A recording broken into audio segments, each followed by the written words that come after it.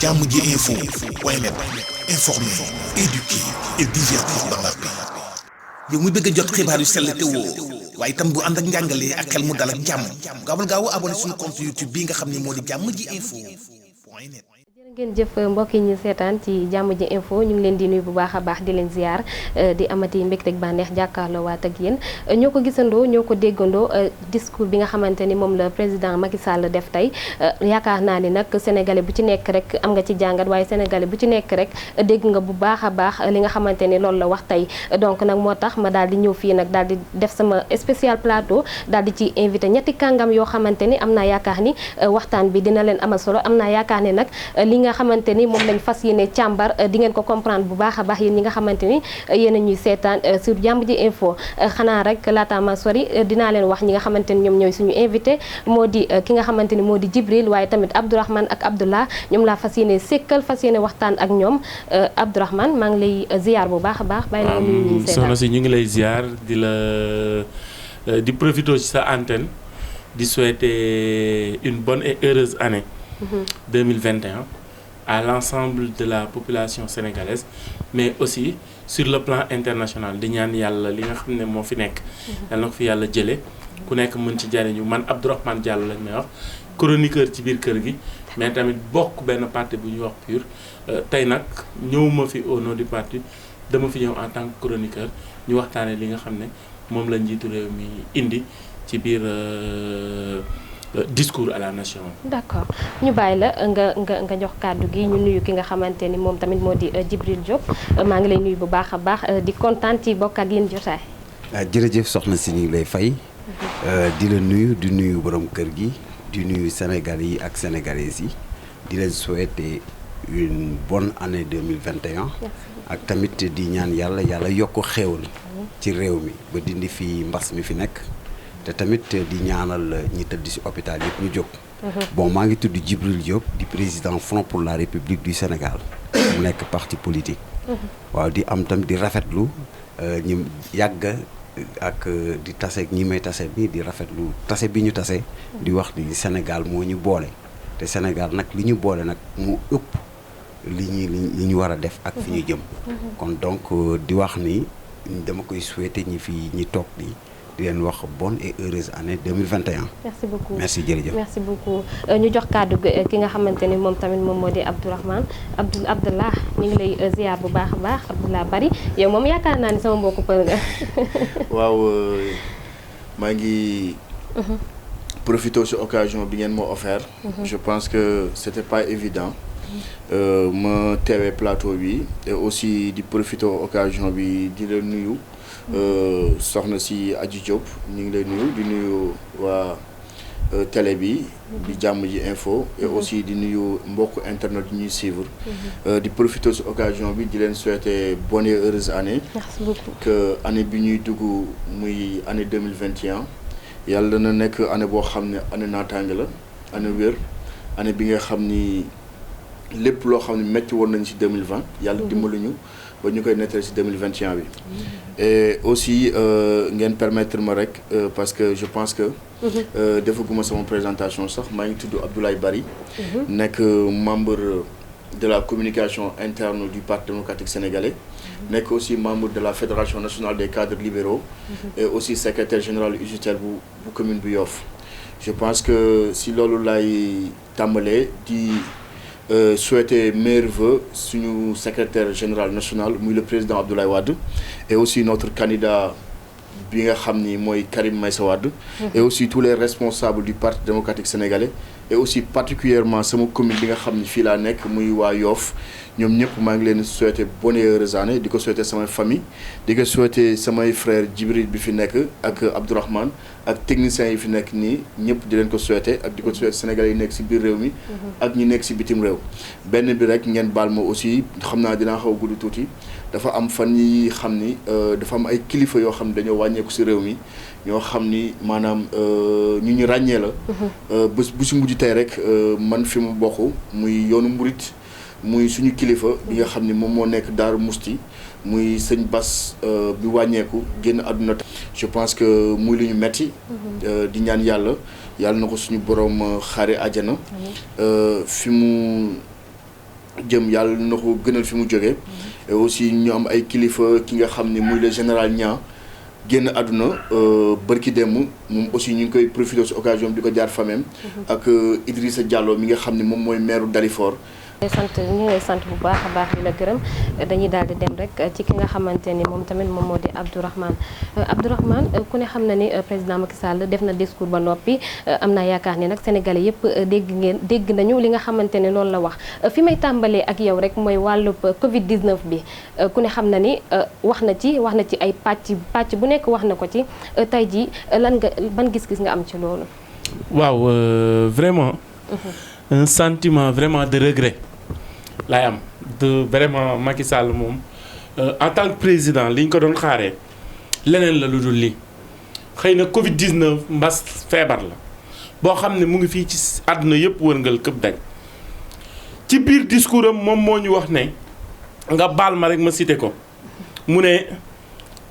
au seuil du nouvel an je suis heureux de vous adresser mon message de vœux. L'année 2020 a été particulièrement éprouvante en raison des impacts sévères de la pandémie mu dem ba ci biir ne on a décaissé 1000 milliards pour faciliter la lutte contre cette pandémie muy première phase wax ñu ci lu bari ñëpp am yaakaar kon 1000 milliards moo doon xeex ak virus bi ban résultat la am. On est passé de 5 cas, 3 cas journaliers, 8 cas journaliers. Aujourd'hui, on nous revient avec 195 cas positifs. tey moom lañ ñu wax ñu ne ñu dafa am ce qu'on appelle la deuxième vague. Selon le président de la République, selon les informations yi nga xam ne on les a reçues ci ñi nga xam ne ñoom ñoo jiite santé bi. mais kon 1000 milliards yooyu noonu lu ñu tegoon la loo xam ne mën nañoo jariñ ci biir lutte contre pandémie bi ma yaakaar ne dañu def fausse route parce que 1000 milliards yi nga joxe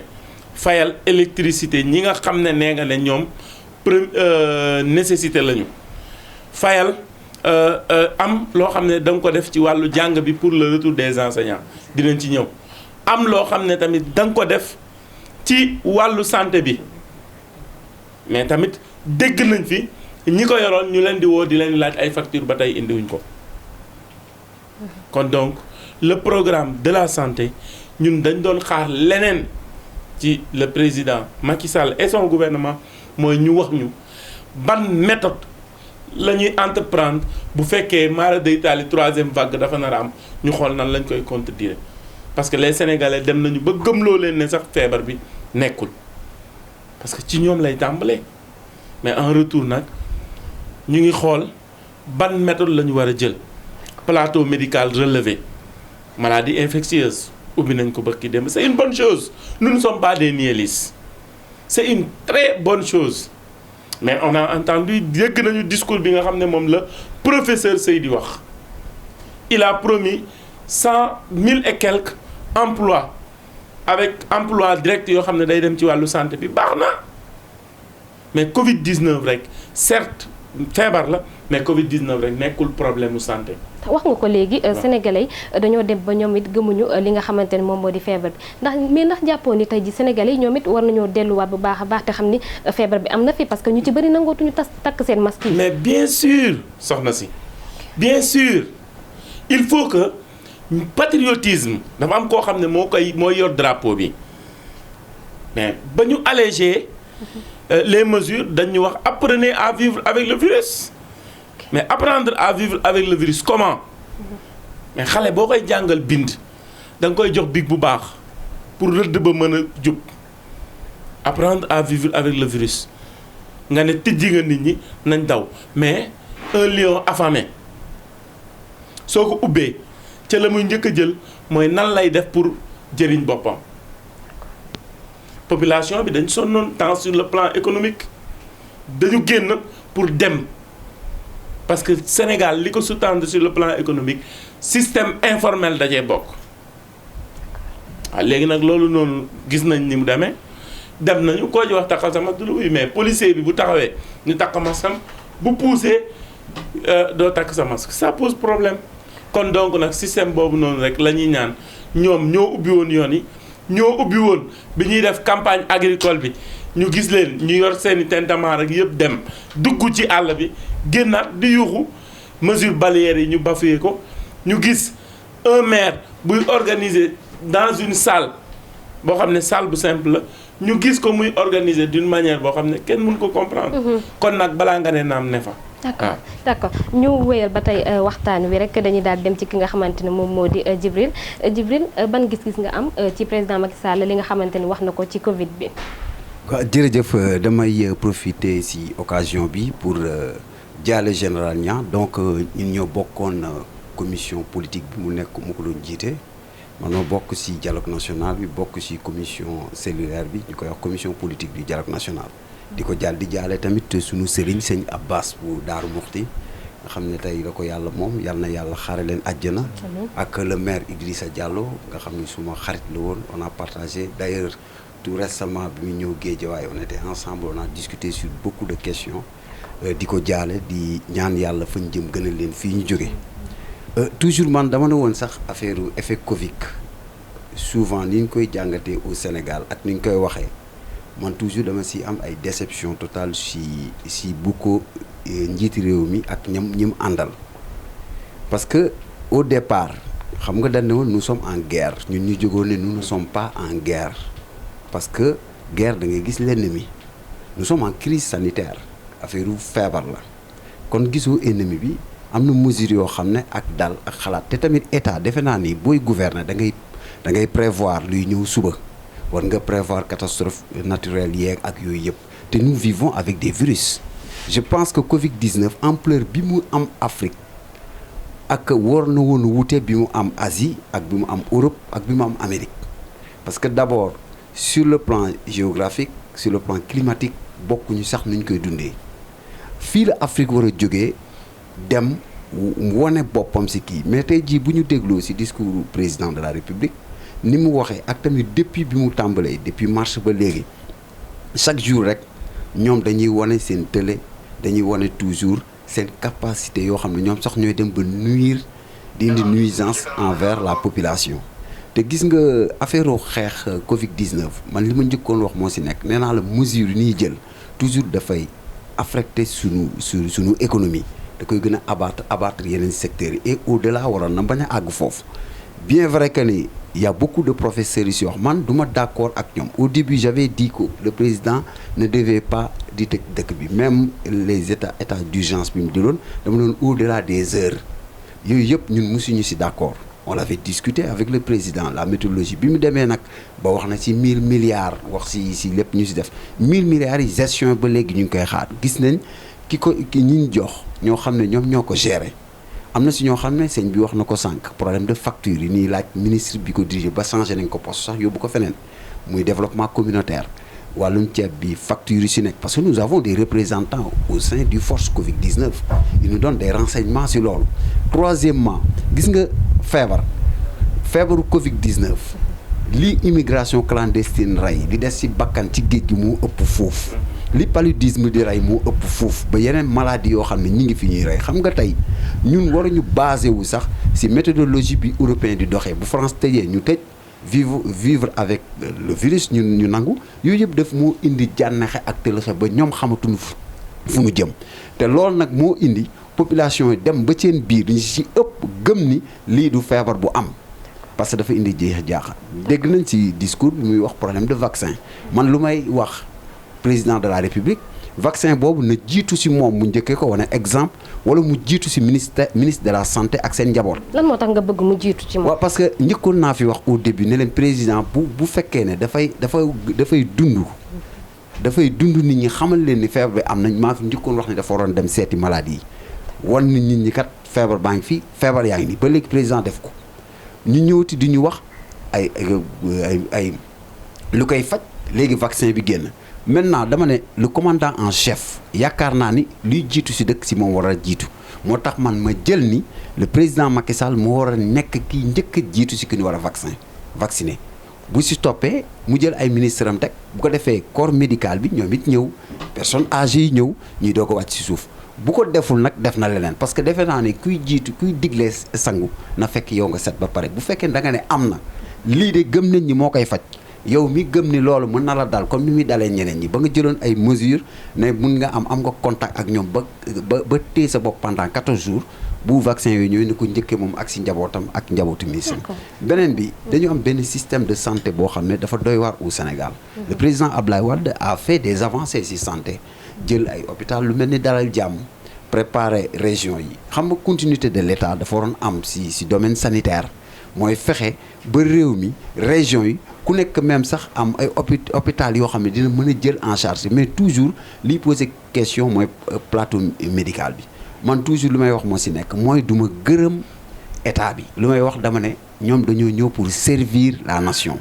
moo tax lépp lu ñu def dama ne leen seen bopp lañ ko defal waaye lu ñu leen sas la ñu war ko def kon donc man gisaguma lu dal xel ci ni ñu jàppee ni noonu la ñuy fajee mbir mi ni ñu jàppee ni moom la ñuy xeexee mbas mi pour mu jóge fi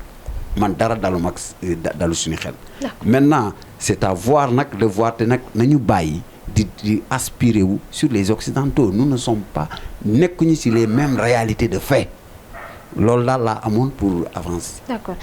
ba léegi rek ñu daal di wéyal waxtaan wi dañu daal di jox ki nga xamante ni tamit moom moo di Abdoulaye Bari Abdoulaye bu ko defee rek nga daal di yow it wax li nga xamante ni moom nga xalaat li président wax ci wàllu Covid bi. waaw merci Adji Diop comme ni nga ko waxee rek je pense que déglu nañ ko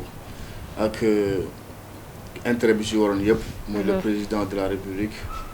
Macky Sall et que je pense que comme ni sama naataangoo ni ñu ko waxee rek je pense que gestion Covid bi balaa ma si dugg da nga may permettre aussi de passage ma féliciter encourager suñu médecins yi nga xam ni je pense que amoon nañ leen njukkal ndax je pense que guerre bi ñu déclaré tey suñu xoolee capitaine bi ki mu général bi ku mu waroon nekk je pense que tey médecins yi ñoom ñoo nekk général yi ñoom ñoo nekk à la commande ñoom ñoo nekk en contact perpétuel avec virus bi je pense que war nañ leen jóg delloo njukkal ba pare tatagal leen jaajëfal leen bu loolu weesoo je pense que tey bi ma ko dégloo sax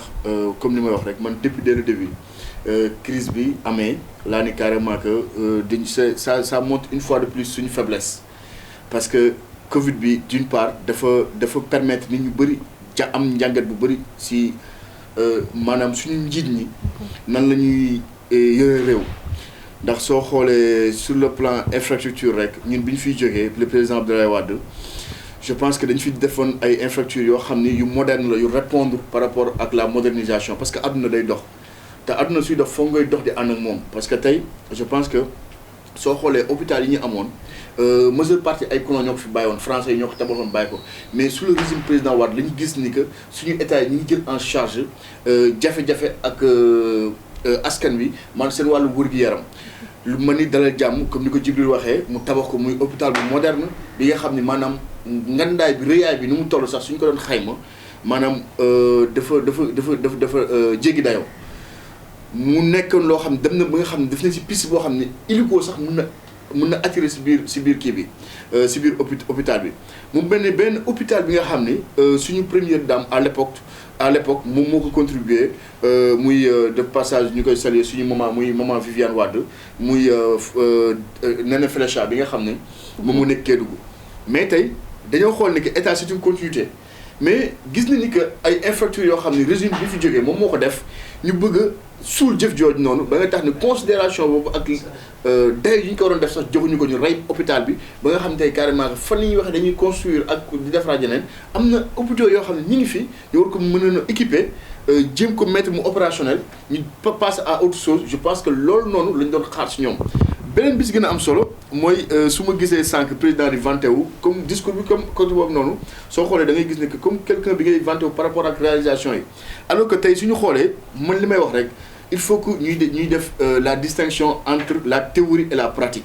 maanaam ñoom li ñuy discours bi ñuy wax askan wi est-ce que loolu moo am si askan wi ça veut dire que il faut que nit ñi di jéem a méngale jaay dafa am solo ndax li may wax rek fenn fu moo koy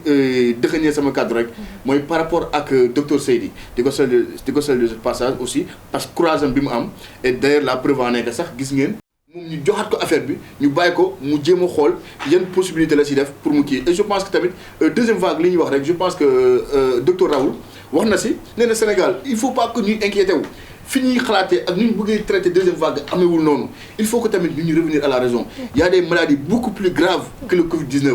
le paludisme mi ngi fii xam nga je pense que paludisme li muy rey si àdduna bi. ak Afrique Covid du ko rey. et que je pense que tey bu ñu mën a làqatu rek si ginnaaw Covid bi ba pare bàyyi yeneen feebar yi nga xam ne ñu ngi lor ay askan am na ay sénégalais yoo xam ne ñu ngi dee si yeneen maladies il faut que ñu jël de manière générale et de manière très systématique. par rapport ak le système santé di leen jaajëf. jërëjëf yéen ñi nga xamante ni yéen a ñuy topp ba tey ci plateau bi nga xamante ni moom lañ amal tey li ko waral nag mooy discours bi nga xamante ni président Macky Sall def na ko tey waaye nag laataa rek may demaat ci ñi nga xamante ni ñoom ñooy invité yi damay jaajëfal bu baax a baax ñaari cadreur yu mag yi nga xamante ni ñoom ñoo assuré li nga xamante ni moom moo di plateau mu di Omar mu di Cheikhou Dramé waaye tamit di Abou Sefa ñu leen ciy sargal bu baax a baax ñu demaat ci table bi li ñu waxtaanee nag dama leen di bàyyi rek yéen ñëpp laa koy poser benn question wàllub li nga xamante ni mooy emploi des jeunes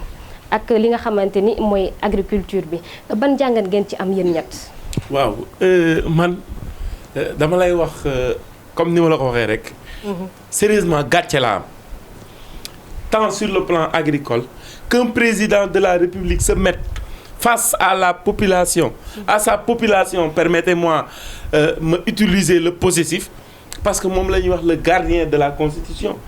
Si il ne se confond pas en étant le gardien de la confusion. Waaw. Parce que munoo ne agriculture on a fait des tonnes et des tonnes estimées à des 1000. Tey nga taxaw ne agriculture daaw 210 francs laa doon jaayee laa demandé woon ñu jaay ren maa ngi demandé ñu jaayee 250 francs 40 francs dans un pays où le taux de croissance a chuté nga ne sunu mbokk baykat yi ñu ngi ci jàmm mais kan lay nax bu fekkee taux bi dafa chuté bu fekkoon ñu ngi ci PIB bu normal bi taux de croissance bi nekk à 2 chiffres bu boobaa bu nee yokk nañu 40% dina am njariñ ci seen dundin gis nañ fi ay ñoo xam ne seen gerte lañ yor ñu ñëw diggante Casamance di ko génnee pour jëm Kaolack ñu ne leen du jàll. Ce sont des problèmes qui existent dans ce pays muy benn ñaareel bi stop dafa am loo xam ne nee na tey agriculture l'élevage la pêche mooy source nourricière pour les acteurs waaw nga ne nit ki nàmpal ba pare nu mu tudd fa mu war a nàmpee nga tëj ko ne ko du jot ci yaayam xale bu ndaw nga ne ko nàmpal mais fa mu war a nàmpee nga tëj ko ne du jot ci yaayam avec les contrats de pêche chinois yi ñëw di ñu exploiter muy benn ñaareel bi nga ñëw ci élevage gis nañu comment a été géré les festivités muy tabaski bi gis nañu nag yi ni nga xam ne noonu lañ leen di gérer au niveau des forats duñ ci guddal tey ci prix agricole bi ba tey nga ne am na loo xam ne man dama yaakaar ne 2021 dañuy dem ci ce qu'on appelle force Covid à force nu mu tudd comment dirais-je inauguré dañuy quitter force Covid jëm force inauguré comme que dem nañu ci force Covid ñu yóbbu sunu 1000 milliards mënuñu ci am lu leer ñu ngi jëm ci force inauguration force inauguration bi mooy lan wax nañu lu bari li nga xam ne dañ koy inauguré muy ci wàllu nu mu tudd infrastructure ba ci fii nga xam ne mooy Yoff kañ la ñu ubbi woon yoon bi tëjaat nañ ko caaxaan baaxul on est dans un pays ce sont des institutions que nous dirigeons le Sénégal peut décoller mais tant qu'il y a le sérieux bu sérieux amul il ne faut pas s'attendre à un décollage de ce pays nga dem ci wàllu industrie dañu ne woon Sénégal amul gaz ngaa ko gëléem kaw rek la jëm Gadiaga amul woon Gadiaga te du dégg naa ci experts yi ñu ne ñun gaz butane la ñuy utiliser boobu méthane la dañ koy yóbbu raxasit bi lañ ñuy jëlal le président en a pas parlé xaw ma nag lu tax sur le plan de l'éducation président xanaa dafa fàtte jàngalekat yi yéen ñi nga xam ne yéen a ngi ci média bi bu leen ci jote leen ko gars yi ngeen laaj ko ndax dafa fàtte jàngalekat yi. Tout un discours sans pour autant prononcer un seul mot concernant le système éducatif. Or qu'un système éducatif qui est dans des problèmes. Pas plus tard que la semaine passée et cette semaine, les enseignants de Dakar, Thiès, de Dakar, Pikine, Guédiawaye, en collaboration avec les syndicats, étaient en grève. Kon nañ ko bàyyi xel. Fi may daanalee rek mooy am na lu mu promettre lu am solo la. Parce que mënoo ne lépp baaxul mais radiothérapie bi nañ ci gaaw nit ñi sonn nañu équiper le système sanitaire nañu organiser les routes beneen bi ci topp ma koy demander le président de la République gars yi lekk nañu seen xaalis ci autoroute à péage bi nañu xoolaat contrat yi revisiter waat ko ba ku nekk Sénégal mën ci jël wàllam. La jeunesse est très fatiguée. La jeunesse. On a une jeunesse très fatiguée li dee ci mbënd bi kenn xamul nu mu toll ay des gens qui peinent à comment dirais-je englober ou globaliser certaines sommes ñu dem ba am ko bëgg a génn Sénégal source d'espoir parce que dañ dem ba gisatuñu li ñu bëgg ñu ne dañuy gàddaay boobu nag moom moo ci war a mettre un terme ñu bañ a dem sur les chiffres. J'ai mis tant de mille d'emplois non financement DER waaw bu ñu financé DER ba pare léegi xaalis bi nan lañ koy rembourser il ne faut pas être aussi comment dirais-je amateur que ça kon ci loolu rek la ñuy daanale di ñaanal yàlla waa Jàmm Ji Info di leen wax tamit aussi fi ñu nekk Sénégal la il faut que tout le monde mette la main dans la pâte pour que tout le monde nous ensemble nous relevons may ñaanal yàlla aussi tamit sunu waa kër Médina bi nga xam ne moom laa dëkk di ko teg tout le temps ci loxo sama wayjur bu jigéen bu góor bi yàlla na ko yàlla xare àjjana bu jigéen bi yàlla na ko yàlla may wër mu delloo si waat sagom collaboratrice su Abdoulaye Bari mii la parce que ñoom ñoo bokk seen PDS pour vous dire kon tamit loolu lu am solo la beneen bi sopp mooy di gërëm sama soxna bi nga xam ne moom laa bàyyi kër ga soxna na koy ak xale yi di ñaan yàlla année bi yàlla na doon année boo xam ne anu jàmm la année teranga la waaye tamit di ñaanal yàlla ñiy jàng ñëpp yàlla na leen yàlla defal jàmm sutura teranga barke vraiment merci beaucoup et bonne et heureuse année. jërëjëf Abdourahmane jërëjëf ñu lay sant bu baax a baax di la gërëm Djibril Diop ban jàngat nga am ci li nga xamante ni moom mooy emploi des jeunes ak agriculture bi. waaw xam nga emploi des jeunes moom boo ko waxee xam nga ñun dañu yàgg liggéey ci li naan entrepreneuriat jeune. moo tax bi président tuddee DER entrepreneuriat rapide dama ne dina indi problème yu rëy a rëy ci Sénégal. parce que d'abord comment se fait-il que.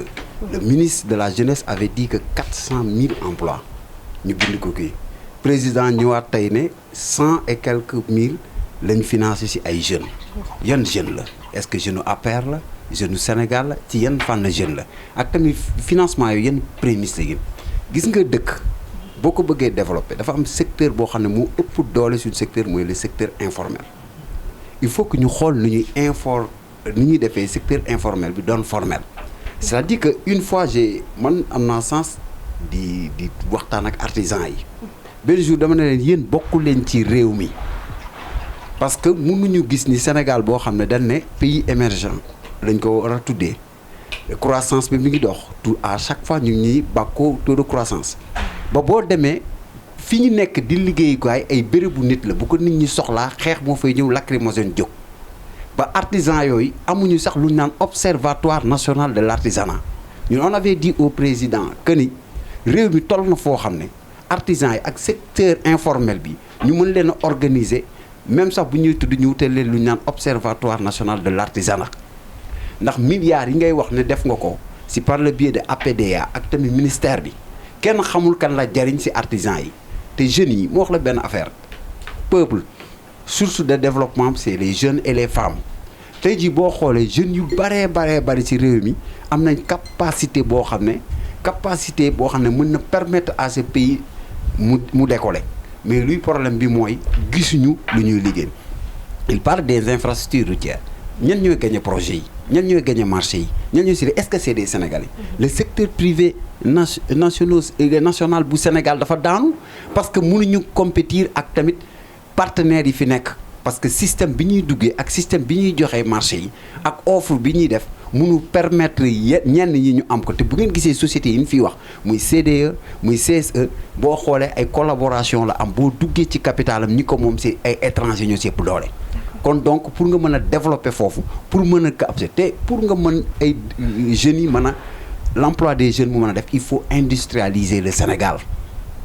industrialisation fii ak amuñu ko mënuñu dem Sénégal toll na depuis Sénégal ba léegi pousse sax Sénégalais yi mun ñu ko defar tali bu normal Sénégalais yi mun ñu ko defar Jean Lefebvre fi nekkoon gis nañu mujjee boo xool lépp même tissu yi ñooy wax coton bi yi sotti bàyyi amuñ yëpp daanu na. mais tey bu ñuy ñëw di bàkkoo ne emploi tey jii ñoom ñi diggee woon 100 000 emplois yooyu lañ bëgg wax ñu xayma ko tey jii secteur porteur d'emploi yi c'est-à-dire que yëpp dafa fat il nous parle de parc industriel bi ñu fay nekk bu ngeen wëlbate ko xool parc googu notion bi ak nu ñu koy monter du doon typiquement sénégalaise mais day occidentalisé ou bien chinois. D'accord. yooyu day rey réew boo ko bëggee organiser da ngay permettre clivage ñoo xam ne ñooy créer emploi conditions yi ñuy am ak sa secteur privé nga fexe méngóole nag partenaires yi ñu mën a am benn lëkkaloo même bu laajee système de parrainage nga def ko moo tax pour Sénégal décoller foofu ñu absorber taux de chômage bi dina jafe trop beneen bi dafa am ñetti chômage occasionnel chômage volontaire ak chômage boo xam ne moom lañ koy wax boo xam ne beneen bi sax maa ngi koy fàtte muy ñetti yooyu te définir guñ ko ba léegi ministère de l'artisanat ba léegi mun la wax moom yan option la am pour mën a sauver l'artisanat sénégalais ministère de la culture par le biais des artistes ak yooyu ne ban kii nga ñëwaat si leneen ak leneen secteur boo dugg ci emploi des jeunes dafa sooxe moo tax bu ñu fi gisee tey jii di ñu wax naan ñu ay création de ferme agricole ak yooyu yëpp lu baax la mais mécanisme de remboursement bi ñu ngi koy laaj mos nga gis Sénégal ku si mës a wax retour sur investissement l'État investit mais duñu waxtaan ci retour sur investissement ay BRT la ñu indil nga financer ci plus de 300 milliards nga war ko ci financer est-ce que opportun na yan jeunes ñoo ciy liggéey ñi ciy liggéey yan conditions lay liggéey toujours c'est des occasions la loolu la ñuy wax naan liggéeyu occasion bu jeexee pare nañ ci te loolu baaxul bombe la buy absorber beneen bi bu ñu ñëwee ci l'agriculture gis nga tey dañu war a moderniser li ñu naan l'agriculture ba léegi Sénégal ngay dem méthode ancienne bi la ñuy utiliser. te ñoom bu ñu toogee di bàkkoo matériel agricole war nañoo càmbar auditer def ay càmbar ci matériel agricole boobu il a parlé de entre je pense que 40 à 60 milliards sur le matériel agricole. mais 60 milliards yooyu ñan ana tracteurs yi ana yim ci indiwoon matériel yooyu est-ce que Sénégal lañ nekk wala nekk ñan ñoo ko bénéficier wu. mais comment se fait-il que may rejoindre sama comment se fait-il que ñu toll ci benn crise bu méttee métti. ngay bàkkoo ne yow am nga lii si nangami gerte comme tudd ne 1,850,000 tonnes nga wëlbatiku ne paysans yaa ngi si seen jàmm te ñoom pour ñu jaay sax problème la. dañoo am problème ak Sonacos. question yooyu war nañ ko régler. et deuxièmement que benn mbappat bi ñu doon wax tey si àll bi dana commencé waat ak porteur de bons yi dina commencé waat tey xam nga dafa am yu bari boo xool si Sénégal yu ñu waroon a lijjanti ñun fi ñu doon xaar le président Macky Sall dañ ko faa gisul. xam kenn du wax nag lii baaxul wala baaxul mais ñun dañoo gisagul yoon woo xam ne lu ñëw di tegg yoon di wëri di ñëw da ngay wëri rek fa ngay jaarat ñun quand on était avec le président Wade ay force de critique yu amoon doole lañ ci moom mais au moins moom am na lu mu nangu woon ñu fi fekk ba teg si leneen xam nga fan la ñuy xaar le président fii Ablaye Wade toll réew mi mu àggale yóbbu ko fu gën a sori te lépp lu ñuy def ñoom politique rek mu ëpp doole Sénégal mooy luy réussite totale c'est dangereux pour un pays. jërëjëf Djibril ñu ngi lay sant bu baax a baax di la gën a bàyyi nga tàggoo. tàggul ñi nga xamante ne ñoom ñoo lay seetaan. waaw di delluwaat di leen sant di sant seen internautes yi. di jéggulu si ñàkk dégg olof bi mun na am ay rëcc am ci wax ji. di sant bu baax waa réew mi yëpp di sant tamit suñu waa parti muy Front pour la République du Sénégal. di sant tamit. Sénégal parce que ñun mënuñu wax ni benn gox rek parce que fépp la ñuy dem fépp la ñuy nekk ak tamit ñi ñuy collaborer ci opposition bi xëy na nag ay sooxe am na ci lu baree bari mais d'ici des jours à venir am na loo xam ne ñu ngi koy togg ak tamit di jottali suñu nuyoo le président Abdoulaye Wade nga xam ne bu ñuy wax ne tey ji politique lu bari ci moo ñu ko jàngal donte bokkuñu sax yenn courant yi mais comme ñun on a eu la chance de travailler avec le président par des postes de responsabilité yoo xam ne daf ñu ko dénkoon mu nekk OF te mu war a doon ku mu war a sargal Abdoulaye Wade jot na pour Macky Sall sargal Abdoulaye Wade mun nga sargal Abdou Diouf waaye ki la tette ba teg la fi nga agsi dafa jot tey pour ñu sargal Abdoulaye Wade man it lu may wax rek moo si nekk aux camarades de Parti démocratique sénégalais di leen wax ni nous partageons la même famille et nous partageons le même pays di la jot nuyoo pour nga nuyu ko le camarade secrétaire général Abdoulaye Wade ak tamit waa PDS yëpp di sant tamit kilifa kër gi di ko wax ni occasion yi yu baax la pour di permettre acteurs politiques yi ñu mën di exprimer di wax tamit luñ kii contre ñu Macky Sall waaye dañoo xam ne fi mu jëmee réew mii fa mu ko jëmee fa nu bëgg mu jëmee ko mooy gën te tamit dafa laaj ni woote gi muy woote ki mu ci war a jiital mooy mu dellu waxtaan ak baayam. jërëjëf Djibril Diop ndax jot na. jërëjëf ñu lay sant bu baax di la gërëm ñu bàyyi rek ki nga xamante ni moom tamit moo di Abdoulaye Bari moom tamit mu joxe point de vue ban jàngat nga am ci emploi des jeunes ak wàllum agriculture bi. muy comme ni ma ko waxee rek je pense que gàcce la ñuy amati suñu waxee gàcce je pense que terme bi dina diis si ñenn ñi. mais dafa fekk ni rek gémmiñ moom su waxul dëgg rek wax safaan. et que nekk tamit ci réew mi nga xam ni maanaam bëgg bi ñu ko bëgg ak yéene bi ñu ko yéenee maanaam li ñu ci demee mooy engagement lañ ciy demee ak volonté bu mat sëkk. benn rek discours am bi su ma ko liiree d'une manière générale maanaam su ma waxee gàcce bi ma ci am mooy que fi ñuy xaar ci président Macky Sall à chaque fois duñ ko fa gis ndax bi ma dégloo discours ba mu pare ma dégluwaat ko xool ak si ma ci waroon na gën a gis-gisu ma ko ci wax na ba pare mooy sànq suñu frère chroniqueur bi Abdourahmane Diallo ni mu ko waxee mooy que dégguñu ci benn yoon mu wax ci wàllum éducation. lu tax éducation am solo maanaam fii ñun suñu demee ba toog di wax ndax dañoo jàng foo xam ne dañu fa tete te si kaw loolu dégg ngeen problème bi nga xam ni mooy UNESCO soulevé na ko proposé ko muy enseignement bi nga xam ni tey képp parents de l'équipe dañoo am inquiétude par rapport à cela est-ce que dafay esquiver question boobu bañ ci am interprétation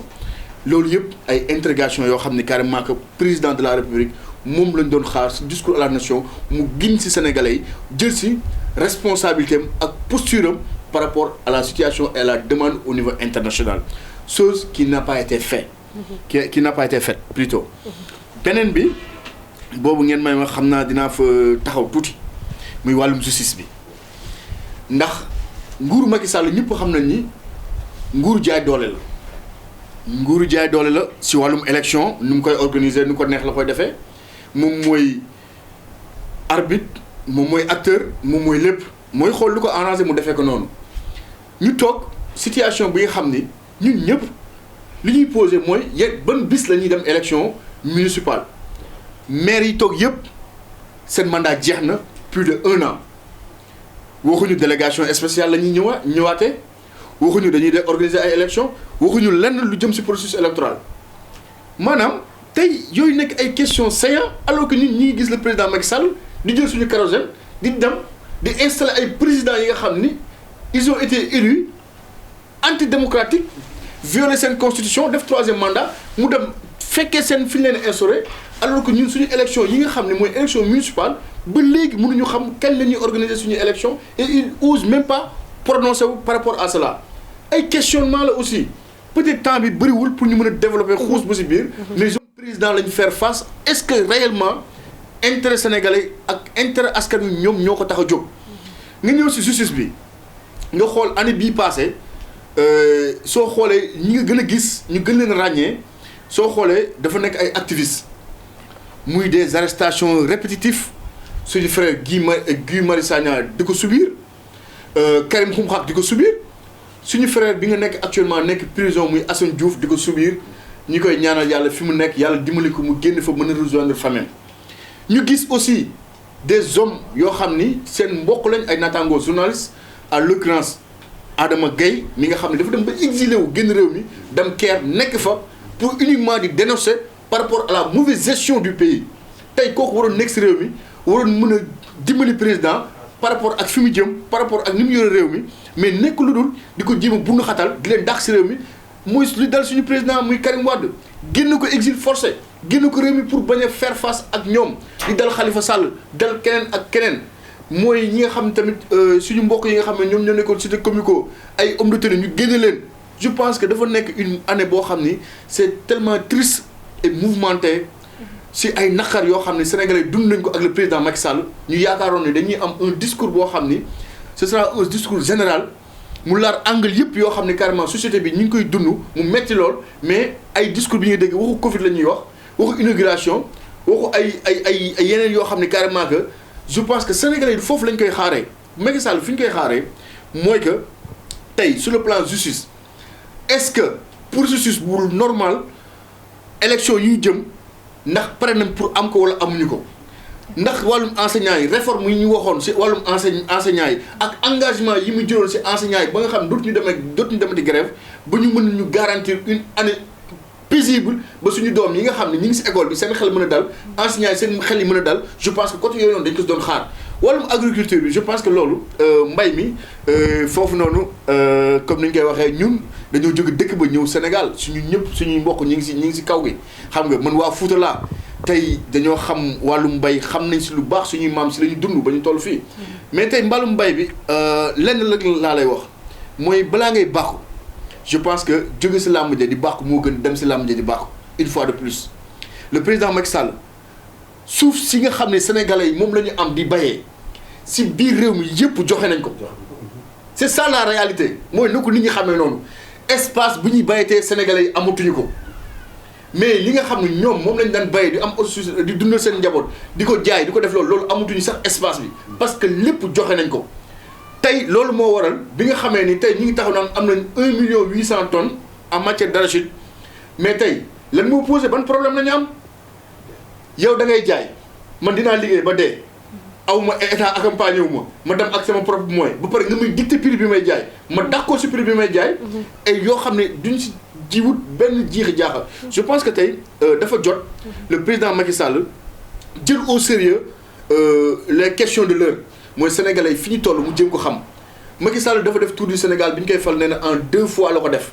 mais je pense que ku def tour du Sénégal 2 fois war na mën a gën a habilité à connaître tous les problèmes que gangrène la société mais warul toog di foo xam ne carrément di làmbatu parce que foofu lañ toll ñoom dañuy làmbatu totalement Macky Sall làmbatu boobu noonu mi ngi dépassé 25 ministres tey ñaata ministre la am ñaata ministre conseil ñoo nekk palais ñaata envoyés spéciaux la Macky Sall am tey ñu toll ci période boo xam ne Covid bi moo ñu impacté ñuy xool nan la ñuy recouvrer suñu économie defaraat suñu économie am une relance économique très forte pour mën a revenir à le plus rapidement possible pour mën a gérer suñu économie mais tey da nga gis recyclage politique la di cadre ay politiciens di jël ay hommes yoo nga xam ne tey carrément que institutions yi nga leen jox da nga renforcer seen budget ñoom tamit ñu jël renforcer par rapport ak personnel yi fa nekk mais tey kooku est-ce que day dimbali wala day yokk coono askanam il faut que ñuy wax dëgg askan bi ba pare ñu bañ di lëndëmal di gëtëmal gëtu askan bi je pense que tey il faut que tamit parce que je parle avec le cœur parce que dafa metti parce que li ñuy dund ak le président Macky Sall dafa metti te je pense que li ñuy dund ñu am les informations palpables à la ressource suñuy wax on parle avec le cœur parce que ñii dañoo yàpp sénégalais yi respecté wuñu sénégalais yi wéeguñu sénégalais yi soo jógee foofu noonu on parle d'emploi ay reer la mooy jàpp Macky Sall su demee ba ni 1000 wala 500 emplois déjà rek dans sa tête il sait énormément il a tout faux qui débutait en 2012 ne je vais vous promettre 5000 emplois ñëw en 2019 ne je vais vous promettre 1 million d'emplois ce qui fait une commune de 1 million 500 d'emplois tey président Macky Sall nous parle de 500 et quelques 100 et quelques emplois mais ça dit que déjà moom il a la réponse à cela am na réponse am ba pare mais DER bi ñuy wax man chaque jour je pose la question mooy li Djibril wax mais DER bi ñan lay financer est-ce que waa APR la ñuy financer wala financer wuñu waa APR amul benn jeune bu ñuy financer lan moo fi am DER bi projet lañ lay laaj ay accompagnement mais dama yóbbu sa projet DER dootoo leen gisati sa projet li ñuy utiliser mettre ko en œuvre mettre ko en valeur utiliser ko par rapport à leur fin loolu moo fi am c'est la triste réalité amul kenn koo xam ne tey gis naa ko un Sénégalais lambda buy bénéficier du DER man gisuma ko. Et par contre ce qu'on vit sur le terrain man je le vis avec le ministre tutelle le ministre Abdoulaye Diouf Sarr et notre maire. tey dañuy dem élection mu dugg si kër yi di fa dugal ay 200 000 par maison naan la carrément que su fekkee nangooloo pare na ma defoo lii dama lay retirer si bourse familiale yi mais c'est ça ay menaces la moo fi nekk. loolu la ñuy dund ñun ñëpp fépp zone bi ñu nekk. bourse familiale yi muy DER bi muy yenn ce sont des aspects purement politiques pour le compte du bokk tas yaakaar xaw ma benn bokk yaakaar je sais pas ban appellation laa koy wax ñoom ñoo yor Sénégal di leen def di leen neexee di jël alalu Sénégal di ko salfaañe di ko def di leen neex une mauvaise gestion bi nga xam ne tey moom la ñu def mooy li ñuy wax Macky Sall dafa waxoon une gouvernance sobre et vertueuse mais actuellement on est en train de vivre une gouvernance sombre et vicieuse. Ça veut dire que foofu la ñu toll ak moom et que je pense que les Sénégalais fu may wax ak ñoom ils doivent prendre leurs responsabilités. troisième mandat yu muy nuumalaat yooyu yëpp mi ngi fi une pression bi nga xam tey mooy li Djibril waxoon sànq mooy que tey dootuñu taxaw di d'accord ñuy jox ay banque mondiale ay FMI di ñuy jox ay chiffres naan ñu ay taux de 6,5 ay kii nii je pense que su xoolee loolu ce sont des juste ay yoo xam ne carrément que amul benn impact bu muy impacté si biir Sénégal mooy le président Abdoulaye Wade doon def. Le président Abdoulaye Wade. dafa doon xool sénégalais yi nga xam ne ay doomu sénégalais lañ mooy ñoo xam ne ay secteur national lañ yor société nationale lañ yor mu renforcer leen mooy ku mel ni Serigne Mboup gis ngeen ko lu mu fi def ku mel ni Cheikh Amar ku mel ni Babacar Ngom Sidima ñoom ñëpp le président Abdoulaye Wade moo leen defar ba nga xam ne tey ñi ngi nekk ay hommes d'affaires au niveau national di emploi ay sénégalais yoo xam ne lépp ci seen xaalis seen alal biir Sénégal lay nekk di continuer di ñu koy utiliser mais tey ñoom li ñuy def gis nañ ko Auchan Orange Canal mais ce sont des firmes internationales loolu la ñuy renforcer mais parce que pendant ce temps là ana sénégalais yi nga xam ne carrément que ñu ngi doon œuvrer pour mën a nekk ci seen biir réew épanouir loolu moo tax tey nga gis immigration clandestine bi parce que xale yi dañoo découragé amul benn espoir boo xam ne président Macky Sall talal na ko ndaw ñi tey ñii dem di jël gaal gi tey ku dem ba jël sa 500000 wala sa 300000 di ko investir di jël gaal gi parce que amatoo yaakaar fi nga nekk la preuve en est que tey.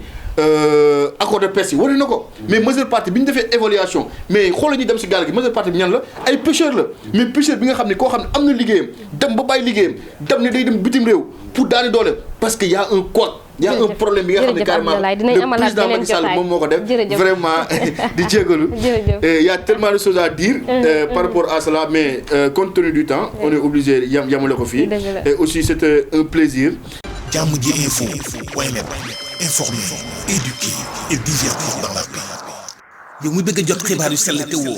waaye itam bu ànd ak njàngalee ak xel mu dal ak jàmm gaawal gaaw abonné suñu compte YouTube bii nga xam ne moo di Jàmm ji info point net.